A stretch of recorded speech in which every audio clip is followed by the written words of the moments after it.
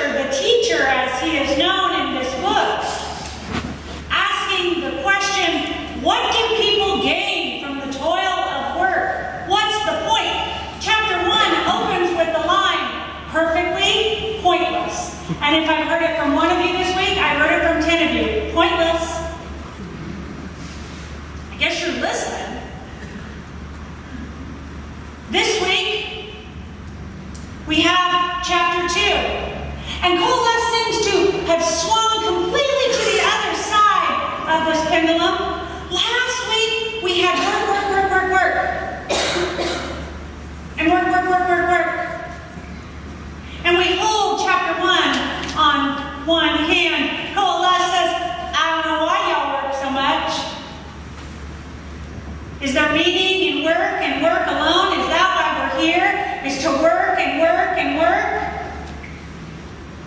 Colette this week says, perhaps the point of life is pure pleasure. And I'm going to have all the things, Colette says. I'm going to have big vineyards and lots of houses and a 6-car garage and 14 boats and all the stuff. Male and female singers. When Meredith got to that part at the 8:30 service this morning, she kind of snickered over it, like male and female singers. Like, of course you have male and female singers. And we get to halfway through chapter 2, and Colette says, nope, pointless. We hear this line again that last week we thought was from Mark Twain or Shakespeare, that there is nothing new under the sun. And then we get to verse 22. And by this point, our preacher is frustrated. And he says once again, what do people get for all their hard work and their struggles under their sun? All their days are pain. All their work is aggravation. Even at night, their hearts don't find rest. This, too, is pointless. We want to grow up and graduate from high school and be grown-ups. Why? Dork note. I think it's fascinating that in this version that Ryan read this morning, it says, even at night, their hearts don't find rest. If you read it in a different translation, it says, their minds don't find rest. Seems like the translation shouldn't be that hard, right? Shouldn't it be one or the other? Can it be both? But then, dork moment over. But then we get to verse 24. And Kolath says something really important. It's as if he has this momentary aha. And he says, there's nothing better for human beings than to eat and drink and experience pleasure from their hard work. And I also saw, he writes, that this too is from God's hand. And perhaps, in that moment, Kolath realizes that it's not one thing or the other. It's not either or.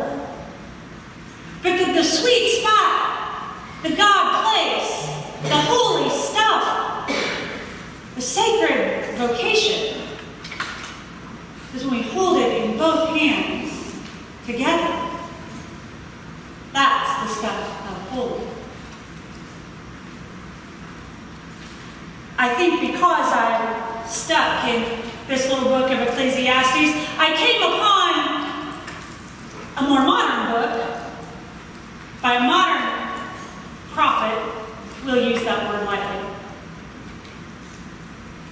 I've been reading this book called, well, this isn't true. I've been listening in the car to this book called Let My People Go Surfing. Anybody know this book? Anybody read this book, Let My People Go Surfing? Perhaps you've heard of a little company called Patagonia. Anybody know Patagonia? Yes, it worked really well this morning at 8:30 because somebody was actually wearing a shirt that said Patagonia on it. You never know when you're going to shop and be a sermon illustration. Patagonia was accidentally founded by Shanna. Patagonia is a privately held company, still family owned, and as I made the disclaimer in the 8:30 service, therefore I own no stock because there is none to be had. I have no interest in this. There's no financial gain for me. However, Patagonia, if you're listening and you want to send us some cool swag, we'd love that. Patagonia was, as I said, accidentally founded by Shanna. In his own words, he says, when we were kids, we were just a bunch of dirtbag climbers. He and his friends, in their early 20s, Patagonia is now almost 50 years old, so I'll let you do that math. These dirtbag climbers spent most of their days surfing in Ventura, California, or down in Baja, Mexico, or you would find them rock climbing in Yosemite National Park, or fly fishing somewhere. Many days you'd find them hiding out from park rangers because they'd overstayed their camping permits and they were totally living out of the back of their cars. They didn't start out to start a business. Shanna started out as a blacksmith who was just trying to make the very best rock climbing equipment that he could make so that it didn't fall to his death from rock climbing mountains like El Capitan in Yosemite. And it just kind of snowballed. He did make the very best rock climbing equipment. And so he and his friends were using it, and so he hired his friends to, hey, could y'all help me make this? Sure. And then friends of friends heard that this is the best, so then next thing you know, they're actually in business, but they didn't really want to be in business. All they really wanted to do was climb, so they made these rock climbing tools and things so that they could have money to climb until they had too many customers. And the workers, they didn't really want to work. They really wanted to climb. And so they'd work until they'd have enough money to climb, and then they'd go climb. Well, then he actually had to hire real workers. And the next thing you know, as Shanna tells his story, and he writes, we had become the large company we never dreamed nor wanted to be.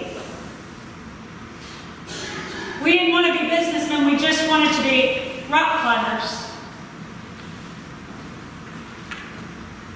Patagonia is worth more than $200 million now from a bunch of dirtbags who were just trying to fight the man until they realized that they were the man. They didn't intend for it to happen. They just wanted to have the best stuff. And only one of each thing. And then as they went along with their surfing and fishing and climbing, they realized that the land and the water and the rocks that they so loved were being destroyed, in part by them. And eventually, they had a midlife crisis. The business had a midlife crisis. You know, when you get sued by people, you suddenly realize, oh, wait. Somebody said at breakfast, when you need lawyers, that's when you know you're a grown-up. And they realize, oh, wait, we're grown-ups because we just got sued. And now, what should we do? And Shanna writes that he learned the hard way about the true purpose of their company. And that was that they wanted to be a model to other corporations all over the world.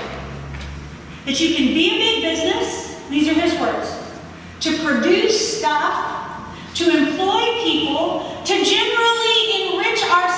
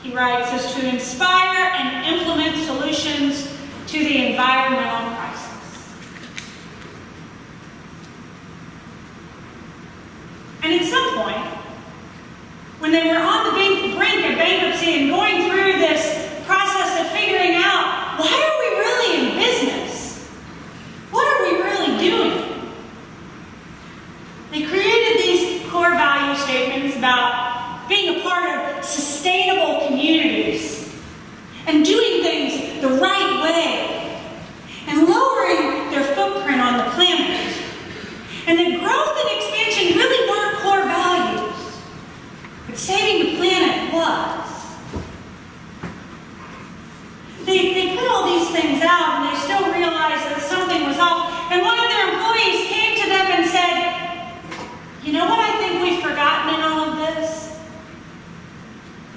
We started out doing this because we were having fun." And they went, "Oh yeah. We should have a little fun." Chapter 1, chapter 2. And they want to be an example for how to do that. How to make money and serve their clients and save the planet, and have a little fun. And they do it in a pretty big way. And then I feel like the more I've listened to this story and read about this company and about these people, that this is a place Colette might have really liked to have worked. Work is good, and God can be in that, but life is more than that. And play is good, and God can be in that too. But life is more than that. It'll flunk you out of school, fellas.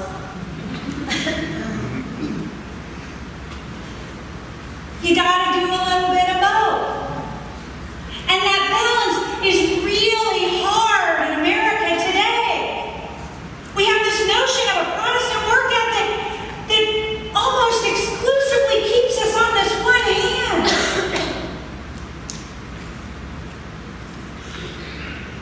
And why am I telling you all of this? Why do we care about Patagonia and what they're doing? Well, one, they're working really hard to save the planet. That kind of matters. But more than that,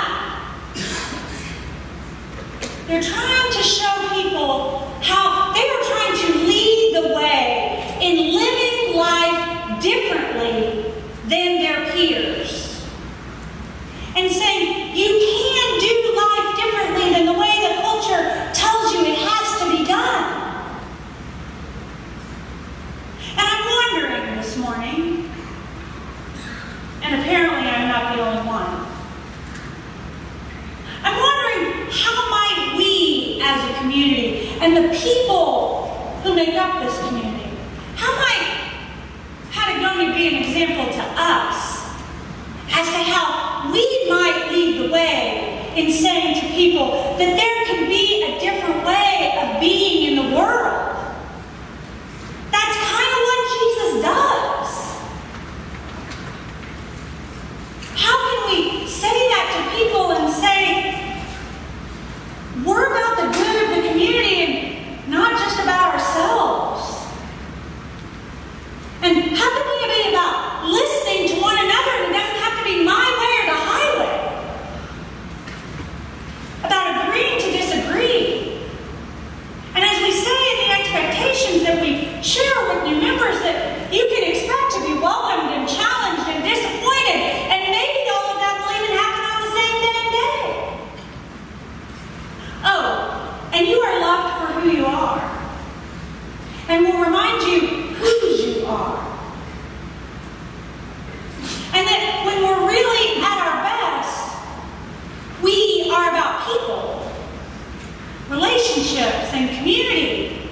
And we have to balance that with rules. The rules really matter. Because our treasurer gets upset with us when they don't. We have to do it the right way. Sustainability matters, and that's one of those pieces. Can we be a community in a world that says, here are the answers?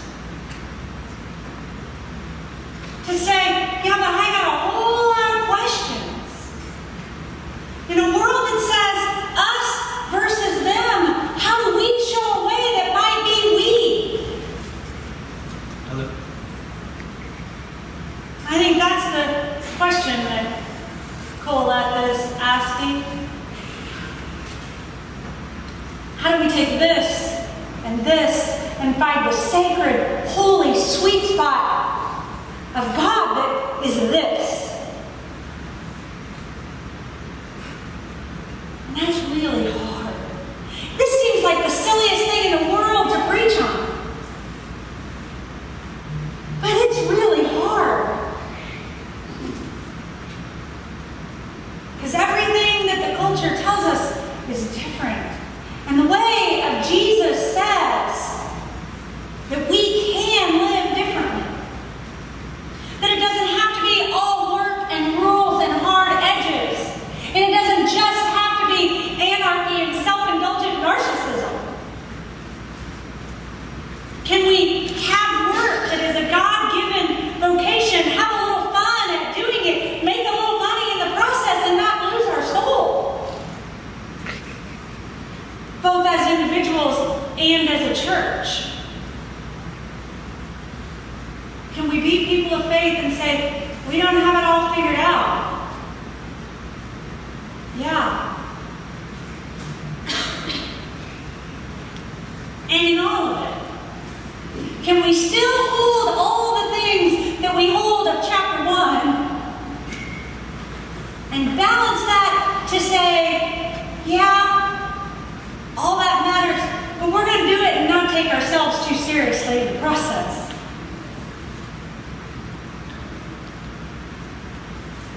Because when we do that,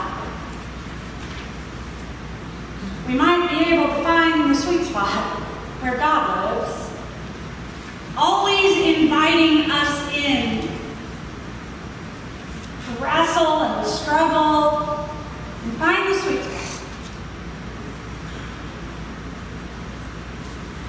I don't know what Colef is doing with us right now, but this seems to be a time of many seasons. A season of uncertainty. May Colef and his ancient teachings remind us indeed that there is nothing new under the sun. And the sweet spot is there. And there are people trying to lead the way. And I'm wondering how we might join them. Join Jesus in doing so. Maybe so. Maybe so for us. Amen.